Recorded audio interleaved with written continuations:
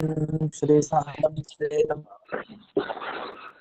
अंजनासुरसान्निध्याद्विजयेन विराजितम् अजितप्रीतिजनकं भजेऽहं विजयध्वजम्. Mute ಮಾಡ್ಕೊಳ್ಳಿ, mute ಮಾಡ್ಕೊಳ್ಳಿ. ತಪಸ್ವಾಧ್ಯಾಯ ಶುಶ್ರೂಷಾ ಕೃಷ್ಣ ಪೂಜಾರತಂ ಮುನಿಂ ವಿಶ್ವೇಶಮಿಷ್ಟದಂ ವಂದೇ ಪರಿವ್ರಾಟ್ ಚಕ್ರವರ್ತಿನಂ. ಶ್ರೀ ಗುರುಭ್ಯೋ ನಮಃ. ಹರಿ ಓಂ. ಜನ್ಮಾದ್ಯಸ್ಯ ಜತೋನ್ವಜಾದಿತರತಶ್ಚಾರ್ಥೇಷ್ವಭಿಘ್ನಸ್ವರಾಟ್ ತೇನೇ ಬ್ರಹ್ಮ ಹೃದಯ ಆದಿಕವಯೇ ಮುಖ್ಯಂತಿ ಜಂ ಸೂರಜಃ. ತೇಜೋ ವಾರಿಮೃದಾಂ ಯಥಾ ವಿನಿಮಯೋ ಯತ್ರ ತ್ರಿಸರ್ಗೋ ಮೃಷಾ ಧಾಮ್ನಾ ಸ್ವೇನ ಸದಾ ನಿರಸ್ತಕುಹಕಂ ಸತ್ಯಂ ಪರಂ ಧೀಮಹಿ. ಓಂ ಸ್ವಸ್ತ್ಯಸ್ತು ಸತಾಂ ಅಶೇಷ ಸನ್ಮಂಗಲಾನಿ ಭವಂತು. ಸಮ್ಯಕ್ ಶ್ಲೋಕೈಕ ಶ್ರವಣ ಪಠನ ಮಾತ್ರೇಣ ವಕ್ತುಶ್ಚ ಶ್ರೋತॄಣಾಂ ನಿಖಿಲ ಕಲಿಕೃತ ಕಲ್ಮಷ ಅಪನೋದನ ಪಟುತರೆ. ಶ್ರೀಮದ್ಭಾಗವತೆ ಮಹಾಪುರಾಣೆ ತೃತೀಯ ಸ್ಕಂಧೆ ದಶಮಾಧ್ಯಾಯೇ ಅದ್ಯ ಕಥಾನುವಾದೆ ಸತಿ ಕಿಂಚಿತ್ ಪೂರ್ವಕಥಾನುವಾದಃ. ಇಲ್ಲಿವರೆಗೆ ಬ್ರಹ್ಮದೇವರು ತಾವು ಭಗವಂತನ ರೂಪವನ್ನ ಏನ್ ನೋಡಿದ್ದಾರೆ ಅದರ ವರ್ಣನೆ ಬರ್ತಾ ಇತ್ತು. ಅದರಲ್ಲಿ ಬ್ರಹ್ಮದೇವರ ದರ್ಶನ ಅದರ ಯಾವ ರೂಪವನ್ನ ಅವರು ನೋಡಿದ್ದಾರೆ ಅದು ದೇವರ ಮೂಲ ರೂಪನೇ. ಅಂದ್ರೆ ಯಾವ ರೂಪ ಮುಂದಕ್ಕೆ ಮತ್ಸ್ಯ ಕೂರ್ಮ ವರಾಹ ಈ ಅನೇಕ ಅವತಾರಗಳನ್ನ ಸ್ವೀಕಾರ ಮಾಡುತ್ತೋ ಅಂಥ ಭಗವಂತನ ಮೂಲ ರೂಪವನ್ನೇ ಬ್ರಹ್ಮದೇವರು ನೋಡಿದ್ದಾರೆ. ಇದಾದ್ಮೇಲೆ ಒಂದಿಷ್ಟು ಪ್ರಶ್ನೆಗಳನ್ನ ಮಾಡಿಕೊಂಡು ಆ ಪ್ರಶ್ನೆಗಳಿಗೆಲ್ಲ ಉತ್ತರ ಕೊಡ್ಬೇಕಾಗಿದೆ. ಅದರ ಜೊತೆಗೆ ಕೆಲವರೆಲ್ಲ ಯಾವ ರೀತಿ ಅರ್ಥವನ್ನ ಮಾಡಿದ್ದಾರೆ ಈ ಭಾಗವತದ ಪದ್ಯಕ್ಕೆ ತುಂಬಾ ವಿರುದ್ಧವಾಗಿದೆ. ಅದಕ್ಕೆ ಮಧ್ವಾಚಾರ್ಯರು ಏನು ಉತ್ತರ ಕೊಟ್ಟಿದ್ದಾರೆ ಈ ಶ್ಲೋಕಗಳಿಂದೆಲ್ಲ ತಮ್ಮ ವಿವರಣೆಯಿಂದ ಅನ್ನೋದನ್ನ ನೋಡ್ಬೇಕಿದೆ. ಅದರಲ್ಲಿ ನಾತಃ ಪರಂ ಅಂತ ಒಂದು ಮಾತು ಬಂದಿದೆ ಭಾಗವತಲ್ಲಿ. ನಾತಃ ಪರಂ ಅಂದ್ರೆ ನಾನು ಇಷ್ಟುವರೆಗೂ ಬ್ರಹ್ಮದೇವರು ಹೇಳೋದು, ನಾನು ಇಷ್ಟುವರೆಗೆ ದೇವತೆಗಳ ಜೊತೆಗೆ ಈ ಪರಮಾತ್ಮನನ್ನ ನಾನೇನ್ ನೋಡಿದ್ದೀನಿ, ಇಂಥ ರೂಪ ಬಿಟ್ಟು ನಾನು ಇನ್ಯಾವ ರೂಪನೂ ನೋಡ್ಲಿಲ್ಲ ಅನ್ನೋ ತರ ಅರ್ಥ ಮಾಡಿದೆ. ವಸ್ತುತಃ ಅದ ಅರ್ಥ ಬೇರೆ. ಈ ದೇವರನ್ನ ಬಿಟ್ಟು ಇನ್ಯಾವ ವಸ್ತು ಇದೆ ಈ ತರ, ಅಂಥ ದೇವರನ್ನೇ ನೋಡಾಯ್ತು ನಾನು ಅನ್ನೋ ಅರ್ಥದಲ್ಲಿ ಇದೆ ಅದು. ಆದ್ರೆ ಇವ್ರೇನ್ ಅರ್ಥ ಮಾಡ್ಕೊಂಡು ನೋಡಿದ್ ನಾನು ಈ ಬ್ರಹ್ಮನನ್ನಷ್ಟೇ, ಅದು ಇನ್ನೊಂದು ಬ್ರಹ್ಮ ಇತ್ತು ಅದನ್ನ ನೋಡ್ಲೇ ಇಲ್ಲ ಅನ್ನೋ ತರ ಅರ್ಥ ಮಾಡಿದ್ರು. ನಾತಃ ಪರಂ ಅಂತ, ಅತಃ ಪರಂ ನ, ಇದಕ್ಕಿಂತ ಬೇರೆಯಾದ ಮತ್ತೊಂದು ದೇವರ ರೂಪ ನಾನು ನೋಡ್ಲಿಲ್ಲ ಅಂತ. ಅದಕ್ಕೆ ಆಶ್ಚರ್ಯ ಪಡ್ಬೇಕು, ಇದಕ್ಕಿಂತ ಇನ್ನೊಂದು ರೂಪ ನೋಡ್ಲಿಕ್ಕಾಗಿಲ್ಲ ಅಂದ್ರೆ ಅಂಥ ರೂಪ ನೋಡಿದ್ದೀನಿ ಅಂತ. ಅದೇ ಬೇರೆಯವ್ರ ಅರ್ಥ ಮಾಡಿದ್ ಈ ರೂಪ ಬಿಟ್ಟು ಇದೊಂದು ರೂಪ ಇದೆ, ಆ ರೂಪ ನೋಡಿಲ್ಲ ನಾ ಇದೊಂದೇ ನೋಡ್ದೆ ಅಂತ ಬ್ರಹ್ಮದೇವರು ಹೇಳ್ತಾ ಇದ್ದಾರೆ. ಅದರಿಂದ ಇದರಿಂದ ನಮಗೆ ಏನ್ ಅರ್ಥ ಆಯ್ತು ಅಂತಂದ್ರೆ ಶುದ್ಧ ಬ್ರಹ್ಮ ನಿರ್ಗುಣ ಬ್ರಹ್ಮ ಅಂತ ಒಂದಿದೆ, ಅದನ್ನ ಬ್ರಹ್ಮದೇವರು ನೋಡ್ಲಿಲ್ಲ. ಈ ರೀತಿ ಕೆಲವರು ಅರ್ಥ ಮಾಡ್ಕೊಂಡು ಅಲ್ಲ. ಹಾಗಾದ್ರೆ ಬ್ರಹ್ಮದೇವರಿಗೆ ಅವ್ರ ಪ್ರಕಾರ ಶುದ್ಧ ಬ್ರಹ್ಮನ ದರ್ಶನ ಹಾಗಾದ್ರೆ ಆಗ್ಲಿಲ್ಲ ಅಂತ ಅರ್ಥ. ಆದ್ರೆ ಶುದ್ಧ ಬ್ರಹ್ಮ ಇಲ್ಲ ಅಂತ ಹೇಳಲಿಲ್ಲ ಬ್ರಹ್ಮದೇವರು, ನಾನು ಶುದ್ಧ ಬ್ರಹ್ಮನ ನೋಡ್ಲಿಲ್ಲ ಅಂತ ಹೇಳಿದ್ದು. ನಾನು ನೋಡಿದ್ದು ವಿಶಿಷ್ಟ ಬ್ರಹ್ಮ. ವಿಶಿಷ್ಟ ಬ್ರಹ್ಮ ಶುದ್ಧ ಬ್ರಹ್ಮನಿಗೆ ವ್ಯತ್ಯಾಸ ಇಷ್ಟೇ. ಶುದ್ಧ ಬ್ರಹ್ಮ ಅಂದ್ರೆ ಯಾವ ಗುಣ ಇರಲ್ಲ, ಯಾವ ದೇವತೆಗಳು ಜೊತೆಗಿರಲ್ಲ, ಅವ್ನ್ ಮಾತಾಡಲ್ಲ, ಏನೂ ಇರಲ್ಲ ಅವನಲ್ಲಿ, ಅಂತ ಒಂದ್ ಬ್ರಹ್ಮ. ಸಗುಣ ಬ್ರಹ್ಮ ಅಂದ್ರೆ ವಿಶಿಷ್ಟ ಬ್ರಹ್ಮ ಅಂದ್ರೆ ಎಲ್ಲ ಗುಣಗಳಿಂದ ವಿಶಿಷ್ಟ ಕೂಡಿರುವ ಬ್ರಹ್ಮ ಅಂತ ಅರ್ಥ. ಯಾವ ಯಾವ ಗುಣ, ಜ್ಞಾನ, ಆನಂದ ಇತ್ಯಾದಿ ಕ್ರಿಯೆ ಅಂದ್ರೆ ಸೃಷ್ಟಿ ಕ್ರಿಯೆ, ಸಂಹಾರ ಕ್ರಿಯೆ, ಪಾಲನ ಕ್ರಿಯೆ, ಇಂಥ ಕ್ರಿಯೆಗಳಿಂದೆಲ್ಲ ಕೂಡಿರುವಂತ ದೇವರು. ಇಂಥ ದೇವರನ್ನ ದೇವತೆಗಳ ಜೊತೆಗೆ ನೋಡಿದೀನಷ್ಟೇ. ದೇವತೆಗಳೂ ಇಲ್ಲ, ಯಾವ ಗುಣಗಳೂ ಇಲ್ಲದ, ಏನು ಕ್ರಿಯೆನೂ ಇಲ್ಲದ ದೇವರನ್ನ ನಾನು ನೋಡ್ಲಿಲ್ಲ ಅಂತ ಬ್ರಹ್ಮದೇವರ ಒಳ ಅಭಿಪ್ರಾಯ ಅಂತ ಕೆಲವರು ವ್ಯಾಖ್ಯಾನಕಾರರು ಈ ಭಾಗವತದ ಈ ಘಟನೆಯನ್ನ ನೋಡಿದಾಗ ವರ್ಣಿಸಿದ್ರು. ಆದ್ರೆ ಒಂದೇನು ವಿಷಯ ಅಂದ್ರೆ ಈ ನಿರ್ಗುಣ ಬ್ರಹ್ಮ ಮತ್ತೆ ಸಗುಣ ಬ್ರಹ್ಮ ಬೇರೆನೇ ಅಲ್ಲ ಅಂತ ಕೆಲವರು ವಾದ ಮಾಡ್ತಾರೆ. ಇದ್ರ ಮೇಲೆ ಅವ್ರುಗಳೇ ನಿರ್ಗುಣ ಬ್ರಹ್ಮ ಸಗುಣ ಬ್ರಹ್ಮ ಬೇರೆ ಅಲ್ಲ ಅಂದ್ಮೇಲೆ ಬ್ರಹ್ಮದೇವರು ನೋಡಿದ್ ಯಾವ ರೂಪ? ಹಾಗಾದ್ರೆ ಅವ್ರು ನೋಡಿದ್ದು ನಿರ್ಗುಣ ರೂಪನೇ. ಯಾಕೆಂದ್ರೆ ಇರೋದೊಂದೇ ನಿರ್ಗುಣ, ಸಗುಣ ಅಂತ ಇಲ್ವೇ ಇಲ್ಲ. ರಾಮಕೃಷ್ಣ ಅಂತೆಲ್ಲ ರೂಪ ಇದೆಲ್ಲ ಸಗುಣ, ಇದೆಲ್ಲ ಯಾವ್ದು ಇಲ್ಲ ವಸ್ತುತಃ. ಇದೆಲ್ಲ ಭ್ರಮೆಯಲ್ಲಿ ನಾವು ಕಾಣ್ತಾ ಇರೋದಷ್ಟೇ. ಇದೆಲ್ಲ ವ್ಯವಹಾರ ಕಾಲದಲ್ಲಿ ನಾವಿದೀವಲ್ಲ, ನಾವು ವಸ್ತುತಃ ಇಲ್ಲ ಯಾವ ಜೀವರು. ಇದೆಲ್ಲ ಒಂದು ಭ್ರಮೆಯಲ್ಲಿ ನಾವು ನೋಡ್ತಾ ಇದೀವಿ ಅಷ್ಟೇ. ಈ ಕನಸಿನಲ್ಲಿ ನೋಡಲ್ವಾ ಪದಾರ್ಥಗಳನ್ನ, ಅದು ಎಷ್ಟು ಹೊತ್ತಿರತ್ತೆ? ಕೆಲವು ಟೈಮ್ ಇರತ್ತೆ. ಅದೇನು ಕೆಲವು ಸಮಯ ಅಂದ್ರೆ ವಸ್ತುತಃ ಒಂದು ಕ್ಷಣದಲ್ಲೇ ಒಳಗಡೆನೋ ಅಷ್ಟೇ. ಅಷ್ಟರಲ್ಲಿ ಆ ಕನಸಿನ ಪದಾರ್ಥ ಯಾವುದು ಇರಲ್ಲ ಮುಂದಕ್ಕೆ. ಆದ್ರೆ ಬದುಕಿದ್ದಾಗ ಏನಾಗುತ್ತೆ, ಒಂದ್ 1000 ವರ್ಷ 100 ವರ್ಷ ಇರ್ತೀವಿ, ಆಮೇಲೆ ಕಾಣಿಸಲ್ಲ ಅಷ್ಟೇ. ಕನಸಿನ ಪದಾರ್ಥಕ್ಕೂ ಈ ಹೊರಗಿನ ಈಗ ನಾವು ಎಚ್ಚರ ಇದ್ದಾಗ ಕಾಣುವಂತಹ ಪದಾರ್ಥಕ್ಕಿರೋ ವ್ಯತ್ಯಾಸ ಒಂದೇ, ಅದು ಬೇಗ ಹೊರಟೋಗತ್ತೆ, ನಾವು ಸ್ವಲ್ಪ ಲೇಟ್ ಆಗಿ ಹೋಗ್ತೀವಿ, ಇಷ್ಟೇ ವ್ಯತ್ಯಾಸ ಅಂತ ಈ ರೀತಿ ಬೇರೆಯವ್ರ ವ್ಯಾಖ್ಯಾನ. ಆದ್ರೆ ಈ ವ್ಯಾಖ್ಯಾನವನ್ನ ಇಟ್ಟುಕೊಂಡೆ ನಮಗೆ ಹೆದರಿಕೆ ಆಗ್ಬಿಡತ್ತೆ, ಹಾಗಾದ್ರೆ ನಾವ್ ಯಾರು ಇಲ್ವಾ ಅಂತ. ಹೀಗ ಅವ್ರು ವ್ಯಾಖ್ಯಾನ ಮಾಡ್ತಾರೆ. ಹಾಗಾದ್ರೆ ಇದ್ದದ್ದು ಯಾವ್ದು? ಒಂದೇ. ಅದು ಯಾವುದು? ಪರಬ್ರಹ್ಮ ಒಂದೇ, ನಿರ್ಗುಣ ಬ್ರಹ್ಮ ಒಂದೇ ಅಂತ ಹೇಳ್ತಾರೆ. ಹಾಗಾದ್ರೆ ನಿರ್ಗುಣ ಬ್ರಹ್ಮ ಸಗುಣ ಬ್ರಹ್ಮ ಬೇರೆನಾ ಒಂದೇನಾ? ನಮ್ ಪ್ರಶ್ನೆ. ಇಲ್ಲ, ನಿರ್ಗುಣ ಬ್ರಹ್ಮನೇ ಸಗುಣ ಬ್ರಹ್ಮ. ಅದ್ ಹೇಗೆ ಹೇಳ್ತೀರಿ? ಅದು ನಿರ್ಗುಣ ಬ್ರಹ್ಮನೇ ಸಗುಣ ಬ್ರಹ್ಮನಾಗಿ ಕನ್ವರ್ಟ್ ಆಗ್ತಾನೆ, ಬದಲಾಗ್ತಾನೆ. ಹೇಗ್ ಬದಲಾಗ್ತಾನೆ? ಮಣ್ಣು ಇದೆಯಲ್ಲ, ಮಣ್ಣು ಅದು ಏನ್ ಬೇಕಾದ್ರೂ ಬದಲಾಗ್ಬೋದು, ಹೇಗ್ ಬೇಕಾದ್ರು. ಅದನ್ನ ಮಡಿಕೆನೂ ಮಾಡ್ಬೋದು ಮಣ್ಣಿಂದ, ಒಂದು ಗಣಪತಿ ಮೂರ್ತಿನೂ ಮಾಡ್ಬೋದು, ವಿಷ್ಣು ಮೂರ್ತಿನೂ ಮಾಡ್ಬೋದು, ರುದ್ರದೇವರ ಮೂರ್ತಿನೂ ಮಾಡ್ಬೋದು, ಏನ್ ಬೇಕಾದ್ರೂ ಮಾಡ್ಬೋದು ಮಣ್ಣಿಂದ. ಹಾಗಾದ್ರೆ ಇರೋದು ಒಂದೇ ಮಣ್ಣು, ಆದ್ರೆ ಮಾಡೋದ್ ಮಾತ್ರ ಸಾವಿರಾರು ವಸ್ತು ಮಣ್ಣಿಂದ. ಹಾಗಂತ ಹೇಳಿ ಮಣ್ಣಿನಿಂದ ಮಾಡಿದ ಸಾವಿರಾರು ವಸ್ತು ತಗೊಂಡು ಇದೆಲ್ಲ ಬೇರೆ ಬೇರೆ ಅಂತ ಹೇಳ್ತೀವ? ಅದಕ್ಕೆ ಹೆಸರು ಕೊಡ್ತೀವಿ ಅಷ್ಟೇ, ಬೇರೆ ಬೇರೆ ಆಕಾರಕ್ಕೆ ಬಂದಿರೋದ್ರಿಂದ ಮಾಡಿದ್ರಿಂದ ಇದು ಗಣಪತಿ, ಇದು ಶಿವ, ಇದು ವಿಷ್ಣು ಅಂತ. ಅದು ವಸ್ತುತಃ ಅದನ್ನೆಲ್ಲ ಆ ಮೂರ್ತಿಗಳನ್ನ ಮತ್ತೆ ಮೂಲ ರೂಪಕ್ಕೆ ತಗೊಂಬಂದ್ರೆ ಮಣ್ಣೇ ಆಗೋದವೆಲ್ಲ. ಹೇಗಂದ್ರೆ ಪಾಂಚಭೌತಿಕ ಶರೀರ ಇದ್ದಾಗೆ ನಮ್ ಶರೀರ ಎಲ್ಲ ಕೊನೆಗೆ ಏನಾಗ್ಬೇಕು? ಮಣ್ಣಾಗ್ಬೇಕು, ಮಣ್ಣಲ್ಲಿ ಸೇರತ್ತಷ್ಟೇ. ಹಾಗಾದ್ರೆ ಎಲ್ಲ ಈ ಪಾಂಚಭೌತಿಕ ಶರೀರ ಪೃಥ್ವಿಯಿಂದಲೇ ಬಂದಿದ್ದು, ಎಲ್ಲರ ಶರೀರನೂ ಅಷ್ಟೇ ಪೃಥ್ವಿಯಿಂದ ಬಂದಿದ್ದು, ಎಲ್ಲ ಪೃಥ್ವಿಗೆ ಹೋಗಿ ಸೇರತ್ತೆ, ಕೊನೆಗೆ ಉಳಿಯೋದು ಒಂದೇ. ಇದೆಲ್ಲ ಶರೀರ ಇತ್ತು ಬೇರೆ ಬೇರೆ ಆಕಾರದಲ್ಲಿ ಮತ್ತು ಒಂದೇ ಆಯ್ತು. ಹಾಗಾದ್ರೆ ಇರೋದು ಒಂದೇ, ಇರೋ ಮಣ್ಣು ಒಂದೇ, ಮಣ್ಣಿನ ಆಕಾರಗಳು ಬೇರೆ. ಹಾಗೆ ದೇವರು ಒಬ್ಬನೇ, ದೇವರ ಆಕಾರಗಳು ಮಾತ್ರ ಬೇರೆ. ಅವನು ಸಗುಣನೂ ಆಗ್ತಾನೆ, ರಾಮನೂ ಆಗ್ತಾನೆ, ಕೃಷ್ಣನೂ ಆಗ್ತಾನೆ. ಯಾರಾಗಿದ್ದು? ನಿರ್ಗುಣ ಬ್ರಹ್ಮ ಅಂತ ಹೀಗೆ ಅವ್ರ ವ್ಯಾಖ್ಯಾನ. ಇದ್ರ ಮೇಲೆ ಒಂದು ಪ್ರಶ್ನೆ, ಅಲ್ಲ ನಿರ್ಗುಣ ಬ್ರಹ್ಮ ಅಂತ ನೀವು ಶಬ್ದದಿಂದ ಕರಿತೀರಿ, ಏನ್ ಗುಣನೂ ಇಲ್ಲ ಅಂತ ಹೇಳ್ತೀರಿ, ಅವನ್ ಹೆಂಗಪ್ಪ ಬದಲಾದ? ಅವನಲ್ಲಿ ಬದಲಾಗುವಂತ ಶಕ್ತಿ ಇದೆಯಾ? ಇಲ್ಲ. ಯಾಕೆ? ನಿರ್ಗುಣ ಅವನು. ಗುಣ ಇದ್ರೆ ತಾನೇ ಬದಲಾಗ್ಲಿಕ್ಕಾಗುತ್ತೆ. ನಿರ್ಗುಣ, ಅವನಲ್ಲಿ ಏನೂ ಶಕ್ತಿ ಇಲ್ಲ, ಅವನಿಗೇನು ಜ್ಞಾನ ಇಲ್ಲ, ಅವನಿಗೇನು ಗೊತ್ತಿಲ್ಲ, ಏನು ಇಲ್ಲ ಅನ್ನೋದೇ ಮುಖ್ಯ ಧರ್ಮ. ಅಂಥವನೇ ನಿರ್ಗುಣ. ಅಂಥ ನಿರ್ಗುಣ ಬ್ರಹ್ಮ ಈ ರೀತಿ ಸಗುಣ ಬ್ರಹ್ಮನಾಗಿ ಹೇಗ್ ಬದಲಾಗ್ತಾನೆ? ಪರಿಣಾಮ ಹೇಗೆ? ಪರಿಮಾಣವೂ ಇಲ್ಲ, ಪರಿಣಾಮವೂ ಇಲ್ಲ, ಎರಡೂ ಇಲ್ಲ ನಿರ್ಗುಣ ಬ್ರಹ್ಮನಿಗೆ, ಹೇಗ್ ಹೇಳ್ತೀರಿ ಅಂತ ಪ್ರಶ್ನೆ. ಅದಕ್ಕೆ ಅವ್ರು ಉತ್ತರ ಕೊಡ್ತಾರೆ, ಇಲ್ಲ ಅದು ಅವಿದ್ಯೆ ಕಾರಣ. ನೋಡಿ, ಕಪ್ಪೆ ಚಿಪ್ಪ ನೋಡಿ ಯಾರಾದ್ರೂ ಬೆಳ್ಳಿ ಅನ್ಕೊಳ್ತಾರ? ನಮ್ ಪಕ್ಕನೆ ಕಪ್ಪೆ ಚಿಪ್ಪನ್ ಯಾರೋ ಇಟ್ರೆ ನಾವು ಬೆಳ್ಳಿ ಅಂತ ತಿಳ್ಕೊಳ್ತೀವ? ಇಲ್ಲ. ಯಾಕೆ? ಸರಿಯಾಗಿ ನೋಡ್ತಾ ಇದೀವಿ, ಅದು ಕಪ್ಪೆ ಚಿಪ್ಪು, ಅದು ಬೆಳ್ಳಿ ಅಲ್ಲ.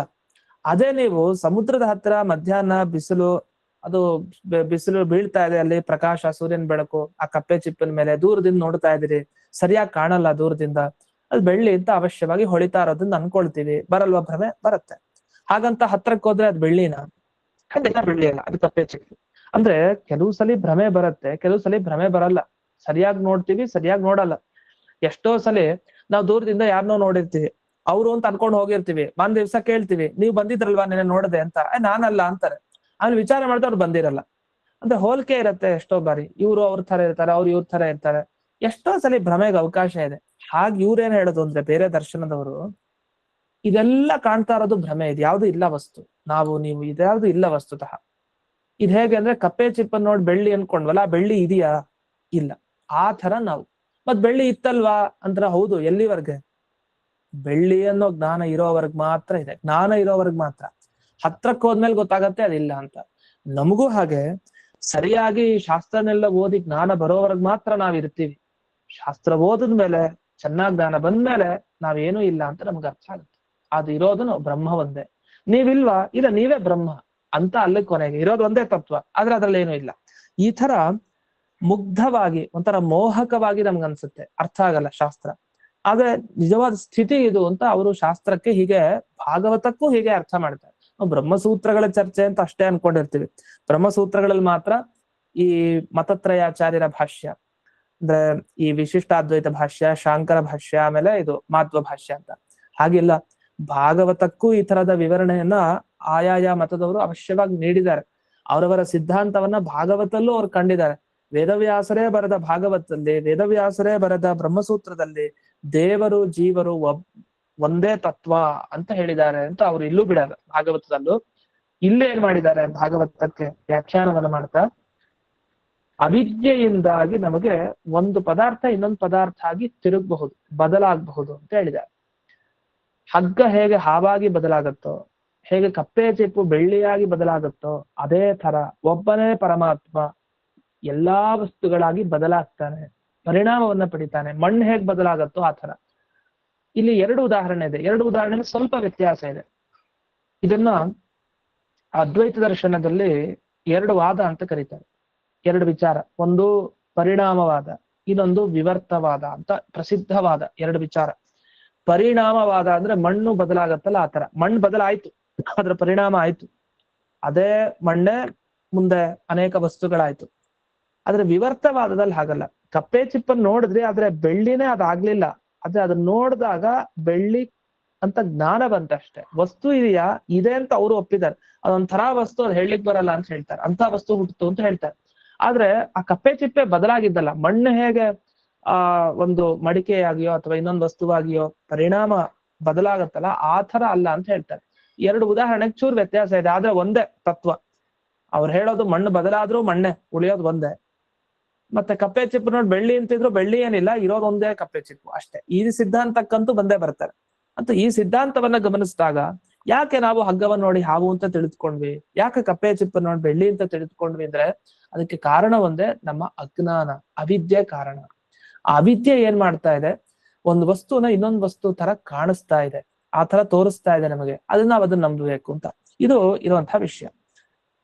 ಇದನ್ನೇ ಇಟ್ಕೊಂಡು ಅವ್ರೇನ್ ಹೇಳ್ತಾರೆ, ಒಂದು ಸತ್ಯವಾದ ವಸ್ತು ನಿರ್ಗುಣ ಆಗ್ಬಹುದು, ನಿರ್ಗುಣ ಆಗ್ಬಹುದು, ಸತ್ಯ ಆಗ್ಬಹುದು, ಏನ್ ಬೇಕಾದ್ರೂ ಆಗ್ಬಹುದು. ಅದ್ರಲ್ಲೇನಿದೆ, ನಿರ್ಗುಣವಾದ ವಸ್ತುನೇ ನಮಗೆ ಸಗುಣವಾಗಿ ಕಾಣಬಹುದು. ಆ ನಿರ್ಗುಣ ವಸ್ತು ಒಂದ್ ಏನಿದೆ ಅಂದ್ರೆ ಏನೂ ಇಲ್ದೇ ಇರೋ ವಸ್ತು ಎಲ್ಲ ಇರೋ ತರ ಕಾಣ್ತಾ ಇದೆ. ಯಾಕೆ? ಅವಿದ್ಯೆ. ಯಾರಿಗಿದೆ ಅವಿದ್ಯೆ? ಅದು ದೇವರಿಗೆ ಹೇಳ್ಬೇಕು. ಯಾಕೆ? ದೇವರು ಒಬ್ನೇ ಇರೋದು, ನಿಜವಾಗಿ ಒಬ್ನೇ, ಒಂದೇ ತತ್ವ. ಜೀವರು ಯಾರು ಇಲ್ಲ, ಜೀವರೆಲ್ಲ ಕಾಣ್ತಾ ಇರೋ ಇಷ್ಟೇ ಪದಾರ್ಥ, ಇರೋದು ದೇವರೊಬ್ನೇ ಅಂತ ಈ ತರ ವಿಷಯವನ್ನ ಹೇಳಿ ಭಾಗವತದಲ್ಲಿ ಇದುವರೆಗೆ ಏನ್ ಹೇಳಿದ್ರು ಅಂದ್ರೆ, ಬ್ರಹ್ಮದೇವರು ತಾವು ಈ ಶ್ಲೋಕದ ಮುಖಾಂತರ ನಮಗೆ ಅರ್ಥ ಆಗ್ತಾ ಇರೋ ಏನಂದ್ರೆ, ಅವ್ರು ಬೇರೆ ವ್ಯಾಖ್ಯಾನಕಾರ ಬರೆಯೋದು, ಈ ಸಗುಣ ಬ್ರಹ್ಮ ಅಂತ ಏನ್ ಕರಿತೀವಿ, ಆ ಸಗುಣ ಬ್ರಹ್ಮನನ್ನ ಬ್ರಹ್ಮದೇವರು ನೋಡಿದ್ದಾರೆ. ಆದ್ರೆ ಅದೇ ನಿರ್ಗುಣ ಬ್ರಹ್ಮ ನಿಜವಾಗಿ ಸಗುಣ ಅಂತ ಇಲ್ಲ ಅಂತ ಕೊನೆಗೆ ಅವರು ಸ್ಥಾಪನೆ ಮಾಡ್ತಾರೆ. ಇಷ್ಟ ಆದ್ಮೇಲೆ ಮುಂದೆ ನಮ್ಮ ವಿಚಾರ, ಸರಿ ಇನ್ನು ಯಾರು ಏನ್ ವ್ಯಾಖ್ಯಾನ ಮಾಡ್ತಾರೆ ಇದಕ್ಕೆ ಅಂದ್ರೆ, ಇದು ವಸ್ತುತಃ ಅವರು ಬರೆದ ಸಿದ್ಧಾಂತಕ್ಕೆ ತುಂಬಾ ವಿರುದ್ಧವಾಗಿದೆ. ಯಾಕಿದೆ ಅಂತಂದ್ರೆ, ಈಗ ಸಗುಣ ಮತ್ತೆ ನಿರ್ಗುಣ ಅಂತ ಹೇಳಿ ಹೇಳ್ತಾರಲ್ಲ, ಇದ್ರಲ್ಲಿ ವ್ಯತ್ಯಾಸ ಇದೆಯಾ ಇಲ್ವಾ ಅಂತ ಪ್ರಶ್ನೆ ಕೇಳ್ತೀವಿ. ಭೇದ ಇದೆಯಾ, ಅಭೇದ ಇದೆ, ಎರಡು ಒಂದೇನಾ ಬೇರೆನಾ ಅಂತ. ಎರಡು ಬೇರೆ ಅಂತಂದ್ರೆ ತಪ್ಪಾಗ್ಬಿಡ್ತು. ಯಾಕೆ ಅಂತಂದ್ರೆ ಅದ್ವೈತ ಸಿದ್ಧಾಂತದಲ್ಲಿ ಅದ್ವೈತ ಅನ್ನೋ ಶಬ್ದಕ್ಕೆ ಹಾಗೆ ಅರ್ಥ, ಎರಡನೇದಿಲ್ಲ, ಇರೋದು ಒಂದೇ ಸತ್ಯ ಅಂತ. ಸತ್ಯವಾದದ್ದು ಒಂದೇ ಇರೋದು. ಹಾಗಾಗಿ ಎರಡು ಅಂತ ಹೇಳಲಿಕ್ಕೆ ಬರೋದೇ ಇಲ್ಲ. ಸಗುಣ ಬ್ರಹ್ಮ ನಿರ್ಗುಣ ಬ್ರಹ್ಮ ಎರಡಿದೆ ಅಂತ ಇಲ್ಲ, ಎರಡು ಒಂದೇ. ಹಾಗಾದ್ರೆ ಸಗುಣ ನಿರ್ಗುಣ ಒಂದೇ ಆಗೋದು ಅಂದ್ರೆ ನೀರು ಬೆಂಕಿ ಒಂದಾಗೋ ತರ ಆಯ್ತು. ನೀರು ಬೆಂಕಿ ಒಂದೇ ಹೆಂಗಾಗ್ಲಿಕ್ಕೆ, ನೀರೇ ಬೆಂಕಿ ಬೆಂಕಿನೇ. ಸೇರ್ಬೋದಲ್ಲ ಅಂದ್ರೆ ಸೇರೋದ್ ಬೇರೆ ವಿಷಯ, ಆದ್ರೆ ಬೇರೆ ಬೇರೆನೆ. ನೀರ್ ಬೇರೆನೆ, ಬೆಂಕಿ ಬೇರೆನೆ. ಉಷ್ಣತೆ ಮತ್ತೆ ಶೀತತೆ ಎರಡು ಒಟ್ಟಿಗೆ ಸೇರ್ಕೊಳ್ಳೋದು ಅಂದ್ರೆ ಅದ್ ಹೆಂಗ್ ಸಾಧ್ಯ? ಎರಡು ಒಂದೇ ಆಗ್ಲಿಕ್ಕೆ ಸಾಧ್ಯ ಇಲ್ಲ. ಯಾವತ್ತು ಬೆಂಕಿನೇ, ಉಷ್ಣ ಸ್ಪರ್ಶ ಇರೋ ವಸ್ತುನೇ ಬೇರೆ, ಶೀತ ಸ್ಪರ್ಶ ಇರುವಂತಹ ವಸ್ತುನೇ ಬೇರೆ. ಆ ತರ ಸಗುಣ ಮತ್ತೆ ನಿರ್ಗುಣ ಎರಡು ಯಾವತ್ತು ಬೇರೆ ಬೇರೆನೆ ಆಗ್ಬೇಕು. ಇದನ್ನೇ ವಿವೇಕ ಅಂತ ಕರೀತಾರೆ. ಯಾವುದು ನಿತ್ಯ, ಯಾವುದು ಅನಿತ್ಯ, ಯಾರು ಬುದ್ಧಿವಂತ, ಯಾರು ಪೆದ್ದ, ಎಲ್ಲ ಕರೆಕ್ಟ್ ಆಗಿ ಜ್ಞಾನ ಬೇಕಲ್ಲ. ವಿವೇಕ, ಸರಿಯಾಗಿ ಜ್ಞಾನ ಇರ್ಬೇಕು. ನಮ್ಗೆ ಎಲ್ಲ ಮಿಕ್ಸ್ ಆಗಿ ಜ್ಞಾನ ಬರಬಾರ್ದು. ಹೇಗಾಯ್ತು, ಹಾಲು ಮತ್ತೆ ನೀರನ್ನ ಸೇರಿಸಿದಾಗ ಹಾಲಂಶ ಯಾವುದು, ನೀರಿನ ಅಂಶ ಯಾವುದು ಗೊತ್ತೇ ಆಗಲ್ಲ. ಹಂಗಾಗ್ಬಾರ್ದು. ಸರಿಯಾಗಿ ನಮಗ್ ಜ್ಞಾನ ಬರ್ಬೇಕು. ಇದೇ ಹಾಲು, ಇದೇ ಅಂಶ, ಇಷ್ಟ ಅಂಶಗಳು, ಇದು ನೀರು ಅಂತ ಸ್ಪಷ್ಟವಾಗಿ ಬರ್ಬೇಕು. ಯಾವತ್ ಹಾಗೆ ಸ್ಪಷ್ಟವಾಗಿ ಬರುತ್ತೋ ಅವತ್ತು ಅವ್ನು ವಿವೇಕಿ ಅಂತ ಅನಿಸ್ಕೊಳ್ತಾನೆ. ಅಲ್ಲಿವರೆಗೂ ಅವಿವೇಕಿನೇ ಅವನು. ಈಗ ಹೇಗಾಯ್ತು ಅಂದ್ರೆ, ದೇಹ ಆತ್ಮದ ದೃಷ್ಟಾಂತ ಕೊಡ್ತಾರೆ ಎಲ್ಲ ಸಂದರ್ಭದಲ್ಲಿ, ಸಗುಣ ನಿರ್ಗುಣ ಇದ್ರಲ್ಲೆಲ್ಲ. ದೇಹ ಬೇರೆ ಆತ್ಮ ಬೇರೆ ಅಂತ ಹೇಳ್ತಾ ಇರ್ತೀವಿ. ಹೌದಾ? ತೋರಿಸಿ. ಆಗಲ್ಲ. ಇದು ಹೇಗೆ ಅಂದ್ರೆ, ದೇಹ ಆತ್ಮ ಹೇಗ್ ಸೇರ್ಕೊಂಡಿದ್ದಾರೆ ಅಂದ್ರೆ ನೀರು ಹಾಲಿನ ತರ ಸೇರ್ಕೊಂಡಿದ್ದಾರೆ ದೇಹ ಆತ್ಮ. ನಿಮ್ಗೆ ಯಾವ ದೇಹದ ಭಾಗಕ್ಕೆ ಯಾರೇ ಹೊಡೆದ್ರು ಏಟಾಗತ್ತೆ, ನಮಗೆ ದುಃಖ ಆಗತ್ತೆ. ಆತ್ಮನಿಗೆ ಯಾಕಾಗತ್ತೆ? ಆ ದೇಹದಲ್ಲಿ ಎಲ್ಲಾ ಕಡೆ ಇದ್ದಾನೆ ಆತ್ಮ, ಎಲ್ಲಿಲ್ಲ ಆತ್ಮ. ನಾವ್ ಹೇಳೋದೇನು ಹೃದಯದಲ್ಲಿ ಇದ್ದಾನೆ ಆತ್ಮ ಅಂತ ಹೇಳ್ತೀವಿ. ಹೃದಯ ಪ್ರದೇಶದಲ್ಲಿ ಇದ್ದಾನೆ, ಅಂಗುಷ್ಠ ಮಾತ್ರ ಪರಿಮಿತ ದೇಶ, ಹೆಬ್ಬೆರಳಿನಷ್ಟು ಏನಿದೆ ಅಷ್ಟು ಮಾತ್ರ ಅಂತ. ಅದು ಭಗವಂತನ ರೂಪಕ್ಕೂ ಹೇಳ್ತೀವಿ. ದೇವರ ರೂಪದವನ್ನ ಆಶ್ರಯಿಸ್ಕೊಂಡಿದ್ದಾರೆ. ಪ್ರಾದೇಶ, ಮೂಲೇಶ, ಅಗ್ರೇಶ, ತುಂಬಾ ವಿವರಣೆ ಇದೆ, ಅದು ವಿವರಣೆ ಬೇಡ. ಅಂತೂ ಈ ಹೃದಯ ಭಾಗದಲ್ಲಿ ಇದು ಜೀವ ಇರ್ತಾನೆ ಅಂತ. ಆದ್ರೆ ಅದೇ ಜೀವ ಕಣ್ಣಿಗೂ ಹೋಗ್ತಾನೆ, ಬೇರೆ ಬೇರೆ ಕಡೆ ಪರಮಾತ್ಮನ ಜೊತೆಗೆ ಹೋಗ್ತಾನೆ. ಈ ತರನೂ ಇದೆ. ಜೀವ ಇರೋನು ಹೃದಯದಲ್ಲೇ ಆದ್ರೂ ಇಡೀ ದೇಹದಲ್ಲಿ ಅವನ ಸಂಚಾರ ಇರುತ್ತೆ. ಹೇಗ್ ಸಂಚಾರ ಇರುತ್ತೆ? ಸೂರ್ಯ ಒಂದೇ ಕಡೆ ಇದ್ರು ಅವನ್ ಬೆಳಕ್ ಮಾತ್ರ ಎಲ್ಲಾ ಕಡೆ ಇರುತ್ತೆ. ದೀಪ ಒಂದೇ ಕಡೆ ಇದ್ರು ಅದರ ಪ್ರಭೆ ಮಾತ್ರ ಎಲ್ಲಾ ಕಡೆ ಇರುತ್ತೆ ಸುತ್ತಮುತ್ತ. ಹಾಗೆ ಜೀವ ಒಂದೇ ಕಡೆ ಇದ್ರು ಅವನ ಪ್ರಭೆ ಮಾತ್ರ ಎಲ್ಲಾ ಕಡೆ, ಒಂಥರ ತೇಜಸ್ಸಿನ ಬೆಳಕಿನ ತರ ಆ ಇವನು ಜೀವ. ಆ ತರ ಒಂದೇ ವಸ್ತು ಎಲ್ಲಾ ಕಡೆ ವ್ಯಾಪಿಸ್ಕೊಂಡು ಇರ್ಲಿಕ್ಕೆ ಅವಕಾಶ ಇದೆ. ಇದರಿಂದ ಏನಾಯ್ತಂದ್ರೆ ದೇಹ ಮತ್ತೆ ಆತ್ಮ ಬೇರೆ ಬೇರೆ ಮಾಡಿ ತೋರಿಸಿದ್ರೆ ನಮಗ್ ತೋರಿಸ್ಲಿಕ್ಕೆ ಬರ್ತಾ ಇಲ್ಲ. ಯಾಕೆಂದ್ರೆ ದೇಹ ಆತ್ಮ ಅಷ್ಟು ನೀರು ಹಾಲಿನ ತರ ಅಂಟ್ಕೊಂಡ್ಬಿಟ್ಟಿದೆ, ಅದು ಗೊತ್ತಾಗಲ್ಲ. ಈ ವಿವೇಕ ನಮಗ್ ಯಾವತ್ತು ಬರುತ್ತೋ ಅವತ್ತು ನಮಗೆ ಮೋಕ್ಷ ಆಗತ್ತೆ ಅಂತ ಅರ್ಥ. ವಿವೇಕಿ ಆದ್ವಿ ಆಗ ಶಾಸ್ತ್ರ ಧ್ಯಾನ ಮಾಡಿದಾಗ ನಾವು ಮೋಕ್ಷಕ್ಕೆ ಹೋಗ್ತೀವಿ ದೇವರ ಅನುಗ್ರಹದಿಂದ. ಅಲ್ಲಿವರೆಗೂ ಸಾಧ್ಯ ಇಲ್ಲ. ಅಷ್ಟೇ ಅಲ್ಲ, ಇನ್ನೊಂದು ಉದಾಹರಣೆಯನ್ನು ಕೊಡ್ತಾರೆ. ಇದೆಲ್ಲ ಸಂಧ್ಯಾಧಿಕರಣ ಸುಧಾದಲ್ಲೂ ಬಂದಿದೆ ಪಾಠದಲ್ಲಿ. ಈ ಅವಳಿ ಜವಳಿ ಮಕ್ಕಳಲ್ಲಿ ಭೇದ ತಾಯಿಗ್ ಮಾತ್ರ ಗೊತ್ತಾಗತ್ತೆ, ಆದ್ರೆ ಹೇಳಲಿಕ್ ಬರಲ್ಲ. ಯಾವತ್ ಹೇಳಲಿಕ್ ಬರುತ್ತೋ ಅವಳ ಅವತ್ತು ಗೆದ್ಲು ಅಂತ ಅರ್ಥ. ವಿವೇಕಿ ಅದು ಅಷ್ಟು ಹೋಲಿಕೆ ಇರತ್ತೆ, ಚೂರು ವ್ಯತ್ಯಾಸ ಇರಲ್ಲ. ತುಂಬಾ ಹೋಲಿಕೆ ಅಂದ್ರೆ ಹೋಲಿಕೆ, ಸಾಧ್ಯನೇ ಇಲ್ಲ ವ್ಯತ್ಯಾಸ ಹೇಳಲಿಕ್ಕೆ. ಯಾವ ಮಚ್ಚೆನೂ ಇಲ್ಲ, ಏನು ಇಲ್ಲ, ಯಾವ ತರನು ವ್ಯತ್ಯಾಸ ಇಲ್ಲ, ಒಂದೇ ತರ ಇದ್ದಾರೆ. ಹೇಗೆ ವ್ಯತ್ಯಾಸ ಗೊತ್ತಾಗೋದು? ತಾಯಿಗೆ ಗೊತ್ತಾಗತ್ತೆ, ಇವನ್ ಬೇರೆ ಇವನ್ ಬೇರೆ ಅಂತ ಗೊತ್ತಾಗತ್ತೆ ತಾಯಿಗೆ. ಆದ್ರೆ ಬೇರೆ ಜನರಿಗೆ ಹೇಳಿದ್ರೆ ಕೇಳಿದ್ರೆ ಹೇಗ್ ನಿನಗೆ ಗೊತ್ತಾಯ್ತು? ಅದನ್ನ ಇವರೇ ಜಯತೀರ್ಥರೇ ಉದಾಹರಣೆ ಕೊಡ್ತಾರಲ್ಲಿ. ಹೇಗ್ ಗೊತ್ತಾಯ್ತು ನಿನಗೆ ಹೇಳು ಅಂತಂದ್ರೆ, ತಾಯಿ ಹೇಳ್ತಾಳೆ ನನ್ನ ಅನುಭವಕ್ಕೆ ಗೊತ್ತಾಗತ್ತೆ, ನನ್ಗೆ ಮನಸ್ಸಿಗೆ ಗೊತ್ತಾಗತ್ತೆ ಇವ್ರು ಯಾರು, ಇವನ್ ಯಾರು ಅಂತ. ಅವ್ರು ಏನೇ ವೇಷ ಹಾಕೊಂಡ್ಬಂದ್ರು ಇವನೇ ಅಂತ ತೀರ್ಮಾನ ಮಾಡಿ ಹೇಳ್ತೀನಿ ಅಂತ. ಅದು ಗೊತ್ತಾಗ್ಬಿಡತ್ತೆ ತಾಯಿಗೆ. ಅನುಭವಕ್ಕೆ ಬರ್ತಾ ಇದೆ, ಆದ್ರೆ ಹೇಳಲಿಕ್ ಬರ್ತಾ ಇಲ್ಲ ತಾಯಿಗೆ. ಯಾವತ್ತು ಅವಳು ಹೇಳ್ತಾಳೋ ಅವತ್ತು ನಿಜವಾದ ವಿವೇಕಿ ಅವಳು, ಸರಿಯಾಗಿ ಗೊತ್ತಾಗಿದೆ ಅಂತ ಅರ್ಥ. ಆದ್ರೆ ಅವಳು ಗೊತ್ತಿಲ್ಲ ಸರಿಯಾಗಿ, ಆದ್ರೆ ಹೇಳಲಿಕ್ ಬರ್ತಾ ಇಲ್ಲ. ಹಾಗೆ ನಮ್ದು ತಾಯಿ ತರ ಪರಿಸ್ಥಿತಿ ಅಂತೆ. ದೇಹ ಆತ್ಮ ಬೇರೆ ಅಂತ ನಮಗ್ ಗೊತ್ತಾಗ್ತಾ ಇದೆಯಂತೆ, ಆದ್ರೆ ಹೇಗ್ ಹೇಳಿ ಅಂದ್ರೆ ಹೇಳಲಿಕ್ ಬರಲ್ವಂತೆ. ನಾವ್ ಹೇಳ್ಬೋದು, ಇಲ್ಲ ದೇಹ ಶವವಾಗಿ ಬಿದ್ದಾಗ ಆತ್ಮ ಬೇರೆ ದೇಹ ಬೇರೆ ಅಂದ್ರೆ ನೀವು ಆತ್ಮನ ನೋಡಿದ್ದೀರಾ, ಹೇಳಲಿಕ್ಕಾಗತ್ತಾ? ಹಂಗೆ ಹೇಳಲಿಕ್ಕಾಗಲ್ಲ. ನಮ್ಗೆ ಆತ್ಮನ ದರ್ಶನ ಆಗೇ ಇಲ್ಲ, ಆತ್ಮನ ನಾವು ನೋಡೇ ಇಲ್ಲ. ಅಂದ್ಮೇಲೆ ಆತ್ಮ ಬೇರೆ ದೇಹ ಬೇರೆ ಅಂತ ಸ್ಪಷ್ಟವಾಗಿ ನಾವಾಗಿ ಅನುಭವಕ್ಕೆ ಬಂದ್ರೂ ಹೇಳಲಿಕ್ ಬರಲ್ಲ. ಹಾಗಾದ್ರೆ ಇಷ್ಟೆಲ್ಲ ಇದ್ದಾಗ ಸಗುಣ ಮತ್ತೆ ನಿರ್ಗುಣನ ಹೇಗ್ ಬೇರೆ ಬೇರೆ ಅಂತ ಹೇಳ್ತೀರಿ? ಸರಿಯಾಗಿ ತಿಳ್ಕೊಂಡು ಹೇಳ್ಬೇಕು. ಒಂದು ಅಂತಂದ್ರೂ ಕಷ್ಟ, ಬೇರೆ ಅಂದ್ರೂ ಕಷ್ಟ. ಅಂತೂ ಬಿಸಿ ತುಪ್ಪದ ತರ ಈ ಕಡೆ ಹೊರಗಡೆ ಹಾಕ್ಲಿಕ್ ಆಗಲ್ಲ, ಒಳಗಡೆ ಹೋಗ್ಲಿಕ್ ಆಗಲ್ಲ. ಆ ತರ ಸಗುಣ ಬ್ರಹ್ಮ ನಿರ್ಗುಣ ಬ್ರಹ್ಮ ಅಂತ ಎರಡು ಅಂತಂದ್ರೆ ಎರಡು ಒಂದೇನೋ ಬೇರೆನೋ. ಒಂದಾದ್ರೂ ಕಷ್ಟ, ಬೇರೆ ಅಂದ್ರೂ ಕಷ್ಟ. ಅದರಿಂದ ನಾತಃ ಪರಂ ಅಂತ ಹೇಳಿ ಇಲ್ಲಿ ಬ್ರಹ್ಮದೇವರು ಏನು ಹೇಳಿದಾರಲ್ಲ, ಸಗುಣ ಬ್ರಹ್ಮನಿಗಿಂತ ಇನ್ನೊಬ್ಬ ಬ್ರಹ್ಮನ ನೋಡ್ಲಿಲ್ಲ, ಅದು ಇನ್ನೊಂದ್ ಬ್ರಹ್ಮ ಇದೆ ಅಂತ ಹೇಳಿಲ್ಲ. ಈ ತರದ ರೂಪ ನಾನು ನೋಡ್ಲಿಲ್ಲಪ್ಪ ಅಂತಂದ್ರೆ ಎಂಥ ಅದ್ಭುತ ರೂಪವನ್ನ ಬ್ರಹ್ಮದೇವರು ನೋಡಿದ್ದಾರೆ ಅಂತ ಈ ಅರ್ಥವನ್ನ ಮಾಡ್ಬೇಕು. ಇದು ಒಂದು ವ್ಯಾಖ್ಯಾನ. ಇನ್ ಕೆಲವರು ಏನ್ ಹೇಳ್ತಾರೆ ಅಂದ್ರೆ, ಈ ಸಗುಣ ಬ್ರಹ್ಮ ಇದಾನಲ್ಲ ಇವನೇ ನಿರ್ಗುಣ ಹೊರತು ನಿರ್ಗುಣ ಯಾವತ್ತೂ ಸಗುಣ ಆಗಲ್ಲ ಅಂತ ಒಬ್ರು ಅರ್ಥ ಬರೆದು. ಸಗುಣ ಬ್ರಹ್ಮ ಇವಾಗೇನ್ ಬ್ರಹ್ಮದೇವ್ರು ನೋಡಿದಾರಲ್ಲ ದೇವತೆಗಳ ಜೊತೆಗೆಲ್ಲ, ಇಂಥ ರೂಪ ನಿರ್ಗುಣ ಮುಂದೆ ಆಗುತ್ತೆ, ಅದು ನಿರ್ಗುಣ ಯಾವತ್ತೂ ಸಗುಣ ಆಗಲ್ಲ ಅಂತ. ಯಾಕೆಂದ್ರೆ ಈ ಬ್ರಹ್ಮ ಏನಿದೆಯಲ್ಲ, ಈಗ ಮೊದಲು ಇರೋದು ಈ ಬ್ರಹ್ಮ, ಇದು ಎಲ್ಲಾ ರೂಪಕ್ಕೂ ಕಾರಣ. ಇದೇ ನಿರ್ಗುಣ ಆಗತ್ತೆ ಅಂತ ಹೀಗೂ ಒಂದು ಅರ್ಥವನ್ನ ಮಾಡಿದ್ದಾರೆ. ಇದು ಒಂದು. ಕೆಲವರು ಇನ್ನೊಬ್ರು ವಿವರಣೆ ಮಾಡಿದ್ದಾರೆ. ಅವ್ರೇನ್ ವಿವರಣೆ ಮಾಡಿದ್ದಾರೆ ಅಂದ್ರೆ, ಈ ಮೊದಲನೇ ರೂಪ ಏನ್ ಭಗವಂತ ತಗೊಂಡು ಬ್ರಹ್ಮದೇವರ ಮುಂದೆ ಪ್ರಕಟ ಆಗಿದ್ದಾನೆ, ಈ ರೂಪ ಯಾರಿಗೋಸ್ಕರ ಅಂದ್ರೆ ಸಜ್ಜನರಿಗೆ ರಕ್ಷಣೆ ಮಾಡ್ಬೇಕು ಅಂತ ಅಷ್ಟೇ ಬಂದಿದೆಯಂತೆ ಈ ರೂಪ. ಹೊರತು ಯಾವುದೇ ಒಂದು ಸುಖ, ಯಾವುದೇ ಒಂದು ದುಃಖ, ಇದನ್ನ ಯಾವುದನ್ನು ಅನುಭವಿಸಲಿಕ್ಕೆ ಬಂದಿಲ್ಲ ಈ ರೂಪ. ಅಂದ್ರೆ ಭಗವಂತನ ರೂಪಗಳೇ ಹಾಗೆ, ಅದಕ್ಕೆ ಸುಖ ದುಃಖ ಯಾಕೆ ಬೇಕು? ಯಾವುದೋ ಅದಕ್ಕಿರಲ್ಲ. ಸಜ್ಜನರ ರಕ್ಷಣೆಗಂತ ದೇವರು ಒಂದು ರೂಪವನ್ನು ಹೊತ್ಕೊಂಡು ಬಂದಿದ್ದಾನೆ. ಅಂದ್ರೆ ಇವ್ರೇನ್ ಒಪ್ಪಿದ್ದಾರೆ ಅಂದ್ರೆ, ಜೀವರಿಗೂ ಮತ್ತೆ ಈ ಅವತಾರ ರೂಪಗಳಿಗೂ ಒಂದು ವ್ಯತ್ಯಾಸ ಇದೆ ಅಂತ ಹೇಳ್ತಾರೆ. ಯಾರು ಈ ವ್ಯಾಖ್ಯಾನ ಮಾಡೋರು. ಜೀವರಿಗೆ ಏನಂದ್ರೆ ಉತ್ಪತ್ತಿ ನಾಶ ಇಲ್ಲ, ಜೀವ ಯಾವತ್ತು ನಿತ್ಯ, ಅವನು ಹುಟ್ಟು ಸಾವು ಪಡೆಯಲ್ಲ, ದೇಹ ಮಾತ್ರ. ಆದ್ರೆ ಅವತಾರ ರೂಪಕ್ಕೆ ಹಾಗಲ್ಲ, ಅದಕ್ಕೆ ಹುಟ್ಟು ಸಾವು ಇದೆ ಅಂತ ಹೇಳ್ತಾರೆ. ಆದ್ರೆ ದೇವರ ರೂಪಗಳಿಗೆ ಹುಟ್ಟು ಸಾವು ಅಂದ್ರೆ ನಶ್ವರ ಆಗ್ಬಿಡ್ತಾನೆ ದೇವರು. ಹಾಗೆ ಒಪ್ಲಿಕ್ ಬರಲ್ಲ, ಹಾಗೆ ಒಪ್ಲೂಬಾರದು. ನಮ್ಮ ಸಿದ್ಧಾಂತದಲ್ಲಿ ಏನು, ದೇವರ ಯಾವುದೇ ರೂಪ ಆಗ್ಲಿ, ಮತ್ಸ್ಯ ಕೂರ್ಮ, ಅದೆಲ್ಲ ಅವತಾರ ಆಯ್ತು, ಮತ್ತೆ ಒಳಗಡೆ ಹೋಗಿ ಅಂತರ್ಲೀನ ಆಯ್ತು, ಅಂತರ್ಧಾನ ಆಯ್ತು, ಕಣ್ಣಿಗೆ ಕಾಣಿಸ್ಲಿಲ್ಲ ಅಷ್ಟೇ ಹೊರತು ಅದು ಕೃಷ್ಣನ ರೂಪ, ಕೃಷ್ಣ ಸತ್ತು ಹೋದ, ಕೃಷ್ಣ ಮರಣವನ್ನಪ್ಪಿದ, ಈ ಶಬ್ದಗಳನ್ನೇ ಬಳಸಬಾರ್ದು. ಇನ್ನು ರಾಮ ಸತ್ತು ಹೋದ ಹಾಗೆಲ್ಲ ಹೇಳಲೇಬಾರ್ದು. ರಾಮನ ರೂಪ ಕಾಣಿಸ್ತಿಲ್ಲ ಆಮೇಲೆ ಅಷ್ಟೇ, ಅದು ಪರಂಧಾಮಗೈತು ಅಷ್ಟೇ, ಮೇಲಕ್ಕೆ ಸಂಚಾರ ಆಯ್ತು ಅಷ್ಟೇ ಹೇಳ್ಬೇಕು ಹೊರತು ಆ ರೂಪಗಳಿಗೆ ನಾಶ ಯಾವತ್ತೂ ಹೇಳೋ ಹಾಗಿಲ್ಲ, ಉತ್ಪತ್ತಿನೂ ಹೇಳೋ ಹಾಗಿಲ್ಲ. ಅದು ಹುಟ್ಟಿತು ಅಂತ ಹೇಳೋದು ತಪ್ಪು, ಅದು ಸಾಯ್ತು ಅನ್ನೋದು ತಪ್ಪು. ಆ ರೂಪ, ಈ ಪ್ರತಿಯೊಂದು ರೂಪಗಳಿಗೆ ಈಗ ಶಬ್ದವನ್ನು ಬಳಸೋದೇ ತಪ್ಪಾಗತ್ತೆ. ಅದರಿಂದ ಇವರು ಜೀವರು ಬೇರೆ ಮತ್ತೆ ದೇವರ ರೂಪಗಳು ಬೇರೆ ಅಂತ ಹೇಳಲಿಕ್ಕೋಸ್ಕರ ಈ ದೇವರ ರೂಪ ಹುಟ್ಟತ್ತೆ ಸಾಯುತ್ತೆ ಅನ್ನೋ ರೀತಿಯಲ್ಲಿ ವರ್ಣನೆ ಮಾಡಿದ್ದಾರೆ. ಆದ್ರೆ ಇದು ತಪ್ಪು. ಅಷ್ಟೇ ಅಲ್ಲ, ಇನ್ನೂ ಖಂಡನೆಗಳನ್ನ ಮಾಡ್ತಾ ಹೋಗ್ತಾರೆ. ಯಾವ ರೀತಿ ಅಂದ್ರೆ, ಈಗ ಇವ್ರೇನ್ ಹೇಳಿದ್ರು, ಯಾವುದೇ ಪಂಚಭೂತ ಆಗ್ಲಿ, ಯಾವುದೇ ಇಂದ್ರಿಯಗಳಾಗ್ಲಿ, ಇದಕ್ಕೆಲ್ಲ ಮೂಲ ಕಾರಣ ಯಾರು? ಪರಮಾತ್ಮ. ಅವನೇ ಮೂಲ ಸ್ವರೂಪ ಅಂತೆಲ್ಲ ಹೇಳಿದ್ರು. ಇವರೆಲ್ಲ ಏನ್ ಹೇಳ್ತಾ ಇದಾರೆ, ಯಾವುದೇ ಪಂಚಭೂತ, ಯಾವುದೇ ಇಂದ್ರಿಯ ಅದು ಬೇರೆ ಅಲ್ವಂತೆ. ದೇವ್ರು ಬೇರೆಲ್ಲ, ಅದು ಬೇರೆ ಅಲ್ಲ. ಈಗ ನಮ್ಮಲ್ಲಿ ಇಂದ್ರಿಯಗಳೆಲ್ಲ ಇದೆ, ಪಂಚಭೂತಗಳಿದೆ.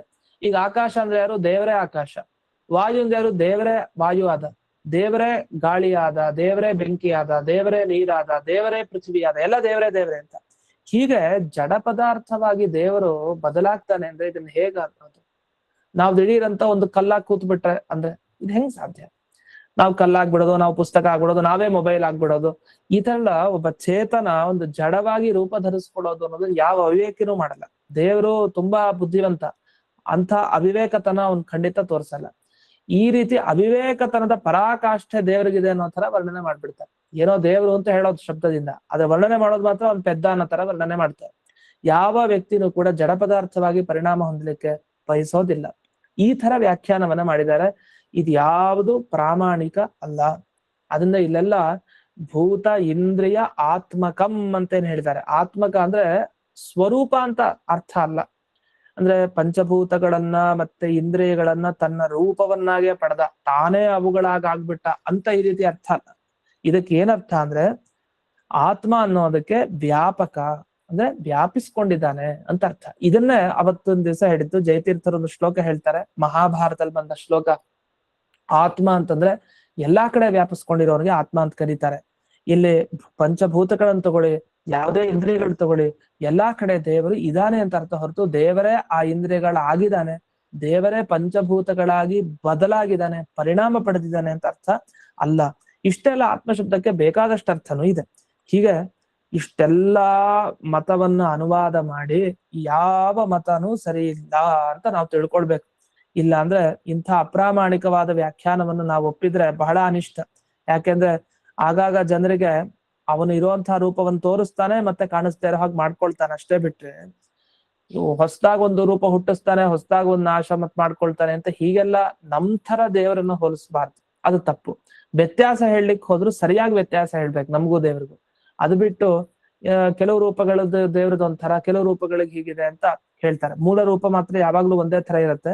ಮತ್ಸ್ಯ ಹುಟ್ಟುತ್ತಾನೆ, ನರಸಿಂಹನು ಕಂಬದಿಂದ ಹೊರಗೆ ಬಂದಂದ್ರೆ ಕಂಬದಿಂದ ಹುಟ್ಟಿದ, ಮತ್ತೆ ನಾಶ ಆದ ನರಸಿಂಹ.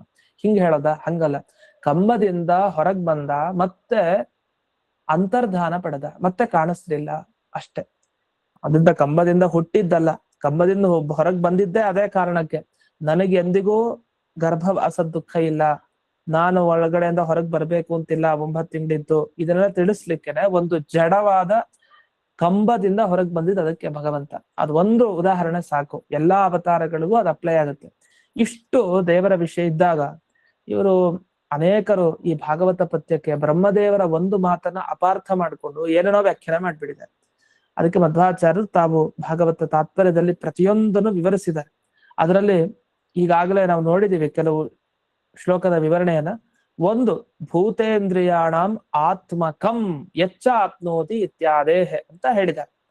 ಅಂದ್ರೆ ಭೂತ ಇಂದ್ರಿಯಗಳನ್ನ ಸ್ವರೂಪವನ್ನಾಗಿ ಪಡೆದಿರೋದಲ್ಲ, ಪ್ರತಿಯೊಂದು ಪಂಚಭೂತಗಳಲ್ಲಿ ಪ್ರತಿಯೊಂದು ಇಂದ್ರಿಯಗಳಲ್ಲಿ ವ್ಯಾಪಿಸಿಕೊಂಡಿದ್ದಾನೆ ಅಂತ ಅರ್ಥ. ಹೇಗ್ ಗೊತ್ತಾಯ್ತು? ಯಚ್ಚಾಪ್ನೋತಿ ಯದಾದತ್ತೆ ಅಂತ ಒಂದು ಶ್ಲೋಕ ಇದೆ. ಆ ಶ್ಲೋಕದಲ್ಲಿ ಸ್ಪಷ್ಟವಾಗಿ ಆತ್ಮಶಬ್ದಕ್ಕೆ ಅರ್ಥ ಹೇಳಿದಾರೆ. ಆ ಆತ್ಮಶಬ್ದದ ಅರ್ಥವನ್ನ ಇಲ್ಲಿ ತಗೊಳ್ಬೇಕು ಅಂತ ಒಂದು. ಇನ್ನಷ್ಟೇ ಅಲ್ದೇನೆ, ಯಚ್ಚ ಆಶ್ರಿತೋಸ್ಮಿ ಅತಃ ಪರಂ ನಾಸ್ತಿ. ಬ್ರಹ್ಮದೇವ್ರು ಹೇಳೋ ಮಾತಿಗೆ ಇಷ್ಟೇ ಅರ್ಥ. ನಾನೇನ್ ನೋಡ್ತಾ ಇದ್ದೀನಿ, ಇಂಥ ದೇವರ ರೂಪವನ್ನ ನಾನು ಆಶ್ರಯಿಸ್ಕೊಂಡಿದ್ದೀನಿ, ಇದನ್ ಬಿಟ್ಟು ಇನ್ನೊಂದು ರೂಪ ಇಲ್ಲ. ದೇವರಂಥ ಆನಂದ ಭರಿತವಾದ ರೂಪವನ್ನ ನಾನು ನೋಡ್ತಾ ಇದ್ದೀನಿ. ನಾಭಿಕವಲದಿಂದ ಹೊರಗೆ ಬಂದಲ್ಲ, ನನಗೆ ಯಾರು ಕಾರಣನೋ ಆ ರೂಪ ಕಣ್ಮುಂದೆ ನಿಂತಿದೆ ಅಂತ ಇಷ್ಟು ಚೆನ್ನಾಗಿ ಹೇಳ್ತಾ ಇದ್ದಾರೆ ಬ್ರಹ್ಮದೇವರು. ಅದನ್ನ ಏನೇನೋ ಅರ್ಥ ಮಾಡಿ ಇವರು ವಿಪರೀತ ಮಾಡ್ಕೊಂಡಿದ್ದಾರೆ. ಅದ್ರಿಂದ ಯಾವ ಅರ್ಥವೂ ಸರಿ ಇಲ್ಲ ಅಂತ. ಹೀಗೆ ಇಲ್ಲಿವರೆಗೆ ಈ ಶ್ಲೋಕದ ಅಭಿಪ್ರಾಯ ಒಂದಿಷ್ಟು ಮುಗೀತು. ಈ ಶ್ಲೋಕವನ್ನ ಪೂರ್ತಿಯಾಗಿ ಕೊಟ್ಟಿದ್ದಾರೆ, ಯಚ್ಚಾಪ್ನೋತಿ ಯದಾದತ್ತೆ ಅಂತ. ಆ ಶ್ಲೋಕವನ್ನು ಗಮನಿಸ್ಬೋದು. ಅದರ ಅರ್ಥ ಇನ್ನೂ ಹೇಳಲಿಕ್ಕಿದೆ ಸ್ವಲ್ಪ, ಅದನ್ನ ನಾಳೆ ದಿವಸ ಮತ್ತೆ ನೋಡೋಣ ಅಂತ ಹೇಳ್ತಾ ಇಂದಿನ ಪಾಠವನ್ನ ಸ್ಮತ್ ಗುರುವಂತರ್ಗತ ವ್ಯಾಸತೀರ್ಥ ಗುರುವಂತರ್ಗತ ಭಾರತೀ ರಮಣ ಮುಖ್ಯ ಪ್ರಾಣಾಂತರ್ಗತ ಶ್ರೀಮನ್ಮೂಲ ಗೋಪಾಲಕೃಷ್ಣನಿಗೆ ಅರ್ಪಣೆಯನ್ನು ಮಾಡ್ತೇನೆ. ಶ್ರೀ ಕೃಷ್ಣಾರ್ಪಣ. ನಮಸ್ಕಾರ ಸರ್. ನಮಸ್ಕಾರ ಗುರುಗಳೇ. ನಮಸ್ಕಾರ ಆಚಾರ್ಯ. ನಮಸ್ಕಾರ ಗುರುಗಳಿಗೆ.